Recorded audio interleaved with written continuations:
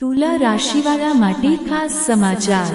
તુલા રાશિવાળા ભાઈઓ બહેનો, ઘણીવાર માણસ પોતાની આખી તાકાત લગાડી દે, મહેનતય કાળી મજૂરી જેવી કરીને રાહ જોઈને બેઠું હોય તોય જિંદગી જાણે એક જ જગ્યાએ ચોંટી ગઈ હોય એવું લાગે। કામ થાતા થાતા અટકી જાય, આશાઓ બંધાતા વેગ તૂટી જાય ને માણસને એમ થાય કે નસીબે હવે સાથ છોડી દીધો છે। પણ જ્યોતિષ એમ કહે છે કે દી કાંઈ બધા સરખા નથી હોતા। જ્યારે આકાશમાં ગ્રહો પોતાની દિશા બદલે, બ્રહ્માંડની ઉર્જા નવી ચાલ ચાલે, ત્યારે એ જ કિસ્મત જે કાલ સુધી તાળા મારેલી લાગતી હતી, એ અચાનક એવી ઉઘડશે કે તમે પોતે અચરજમાં ગરકાવ થઈ જાશો। આજનો આ વિડિયો તુલા રાશિ માટે એવો જ કંઈક સંકેત લઈને આવ્યો છે, કારણ કે આવનારા સમયમાં ગ્રહોની ચાલ એવી બદલાઈ રહી છે કે તમારી આજુબાજુ એક બે નહીં પણ ચાર શક્તિશાળી મહાસંયોગ રચાતા દેખાય છે। જ્યોતિષની ભાષામાં જ્યારે આટલા પ્રભાવશાળી યોગ ભેગા થાય ને ત્યારે એને સાધારણ સમય ન કહેવાય, એને તો ભાગ્યના દ્વાર ખુલવાનો સંકેત કહેવાય। એટલે જ આજે હું તમને કહેવાની છું કે આવનારા સમયમાં તુલા રાશિના જીવનમાં કઈ નવી તકો ઊભી થશે।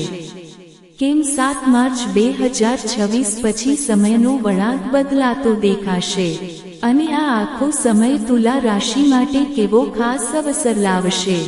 જ્યોતિષ મુજબ જ્યારે જાજા ગ્રહો પોતપોતાની મજબૂત સ્થિતિમાં આવે ત્યારે માણસના જીવનમાં અચાનક નવી તકો મળવા માંડે ને ભાગ્યનો સાથ પહેલા કરતા વધુ પાવરધો લાગે। એવા કયા મોકા આવશે જ્યાં કામ આપોઆપ થતા હોય એવું લાગશે। આપણે તુલા રાશિના એ ખાસ સમયની વાત કરશું જેને જ્યોતિષના જાણકારો નવી શરૂઆત માને છે। અમુક તો આને ગોલ્ડન ઘડીની શરૂઆત કહે છે, પણ પ્રશ્ન એ થાય કે આવું શું કામ કહેવાય છે? આકાશમાં એની કઈ ગ્રહ દશા છે જે તુલા રાશિ માટે આટલા મોટા ફેરફાર લાવશે? હાલો આ રહસ્યને સમજવાની કોશિશ કરીએ, પણ આગળ વધીએ એ પહેલા વિડીયોને એક લાઈક જરૂર કરજો, તમારો ઉત્સાહ અને આશીર્વાદ દેખાડવા માટે। કોમેન્ટમાં જય શ્રીરામ, જય બજરંગબલી લખજો। સૌથી પહેલા દેવગુરુ બૃહસ્પતિના આશીર્વાદની વાત કરીએ। જ્યોતિષમાં ગુરુને જ્ઞાન, ભાગ્ય અને વિસ્તારના કારક માન્યા છે। અત્યારે ગુરુ તમારા ભાગ્ય ભુવનમાંથી મિથુન રાશિમાં ગોચર કરે છે અને વક્રી રહીને તમારા 9મા ભાવને જાગૃત કરે છે। જ્યારે ગુરુ ભાગ્યમાં પ્રભાવી હોય ત્યારે રસ્તા આપોઆપ ખુલવા માંડે, તકો વધે અને અટકેલા કામ ધીરે ધીરે વેગ પકડે। પણ અહીંયા બીજો એક મોટો સંકેત છે, કારણ કે તમારા ધન અને વ્યાપારના સ્વામી મંગળ અત્યારે બહુ મજબૂત છે। મંગળ પોતાની ઉચ્ચ રાશિમાં ગોચર કરી રહ્યા છે અને કુંડળીના કેન્દ્ર એટલે કે ચોથા ભાવમાં રહીને શક્તિશાળી રૂચક મહાપુરુષ રાજયોગ બનાવે છે। જ્યોતિષ મુજબ મંગળ જ્યારે ઉચ્ચના થઈને કેન્દ્રમાં બેસે ત્યારે માણસનો આત્મવિશ્વાસ, હિંમત અને કામ કરવાની શક્તિ ગજબની વધી જાય। એટલે જ આ સમય તુલા રાશિ માટે બહુ સક્રિય અને પરિણામ આપનારો મનાય છે। વળી 16 તારીખ આજુબાજુ ચંદ્ર પણ મંગળ સાથે જોડાતા દેખાય છે, અને જ્યારે ચંદ્ર મંગળ ભેગા થાય ત્યારે ચંદ્ર મંગળ યોગ બને, જે મહાલક્ષ્મી યોગ જેવો પ્રભાવ દઈ શકે। એટલે કે પૈસાની બાબતમાં હલચલ વધવાની શક્યતા છે। મંગળની શક્તિ એટલે વધી જાય છે કારણ કે એ અત્યારે ચંદ્રના શ્રવણ નક્ષત્રમાં છે। હવે ત્રીજા મોટા સંકેતની વાત કરીએ જે શનિદેવ સાથે જોડાયેલો છે। શનિ અત્યારે મીન રાશિમાં છે અને તુલા રાશિના 6થા ભાવને સક્રિય કરે છે। પણ ખાસ વાત એ છે કે શનિ પોતાના જ નક્ષત્ર ઉત્તર ભાદ્રપદમાં છે। જ્યારે શનિ પોતાના નક્ષત્રમાં હોય ત્યારે એનો પ્રભાવ વધુ સ્થિર અને મજબૂત હોય, અને આવી સ્થિતિમાં માણસને સંઘર્ષમાંથી બહાર નીકળવાની શક્તિ મળે। એટલે આ તુલા રાશિ માટે હકારાત્મક સંકેત છે। ચોથો સંકેત રાહુનો છે. રાહુ અત્યારે કુંભ રાશિમાં પોતાના જ નક્ષત્ર શતભેશામાં છે. જ્યોતિષ મુજબ રાહુ જ્યારે પોતાના નક્ષત્રમાં હોય ત્યારે અચાનક તકો કે વણધાર્યા લાભ મળે. રાહુ 5મા ભાવને સક્રિય કરે છે અને કેતુ લાભ સ્થાનને અડે છે. આવી સ્થિતિમાં અણધાર્યા પરિણામો જોવા મળી શકે.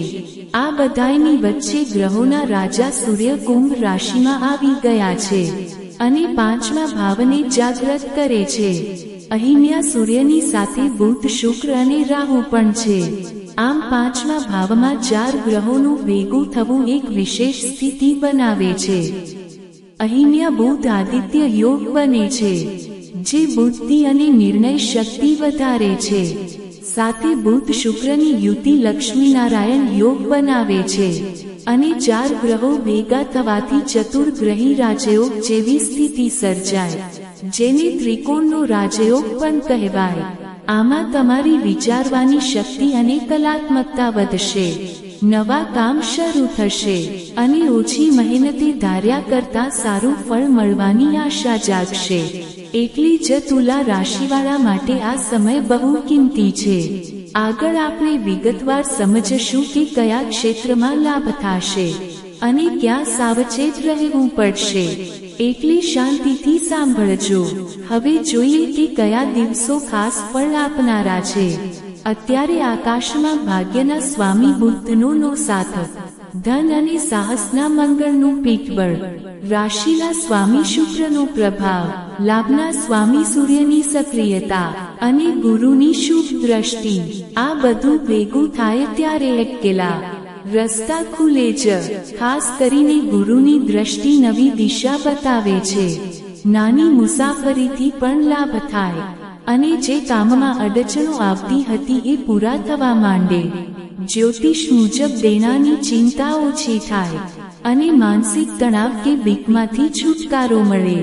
છઠ્ઠો ભાગ જાગૃત હોવાથી દુશ્મનો સામે તમે મજબૂત થશો અને જો કોર્ટ કચેરીના ડખા હોય તો એમાં સુધારો જણાશે. ખાસ દિવસોની વાત કરું તો 16 તારીખ પછી હલચલ વધશે. ચંદ્રની દ્રષ્ટિ તમારા કર્મ ભાવ પર છે અને તમારી રાશિને એ જગાડે છે, એટલે કરિયરમાં વેગ આવશે. 17 અને 18 તારીખે ક્યાંકથી સારો લાભ કે સંકેત મળી શકે. જેની બહુ વખતથી વાટ જોતા હોય એવી તકો અચાનક સામે આવે. 19 અને 20 તારીખે નોકરીમાં કંઈક નવા સમાચાર મળે. ખાસ કરીને ખાનગી નોકરીવાળા માટે સારા વાવડ આવે. વેપારીઓએ આ 2 દી થોડી સાવધાની રાખવી અને જોખમવાળા નિર્ણય સમજી વિચારીને લેવા. પણ પછી 21, 22 અને 23 તારીખે વેપારીઓ માટે સ્થિતિ પાછી મજબૂત થશે. અચાનક નફો કે નવા સોદામાં સફળતા મળે અને માર્ચ મહિનો પૂરો થતા તો તમને લાગશે કે બધું બહુ હકારાત્મક થઈ ગયું છે. એટલું જ નહીં, આવતો મહિનો પણ ઉત્સાહજનક રહેશે. જીવનના અલગ અલગ ક્ષેત્રોમાં તકો વધશે. એટલે તુલા રાશિવાળા માટે આ ટાઈમ બહુ કામનો છે. છેલ્લી ખાસ દિવસો ફરી કહી દઉં. 16, 17 અને 18 તારીખ બહુ જોરદાર રહેશે. પછી 21, 22 અને 23 તારીખે પણ સારા સંકેત છે અને 26 તારીખ પછી આવતા મહિનાના પહેલા અઠવાડિયા સુધી પરિણામો પોઝિટિવ આવશે. જો તમને આ સમયમાં કંઈ સારો અનુભવ થાય તો કોમેન્ટમાં કહેજો. વિડિયો ગમ્યો હોય તો લાઈક અને ચેનલને સબસ્ક્રાઇબ કરજો. આ વિડિયો જોવા બદલ તમારો ખૂબ ખૂબ આભાર.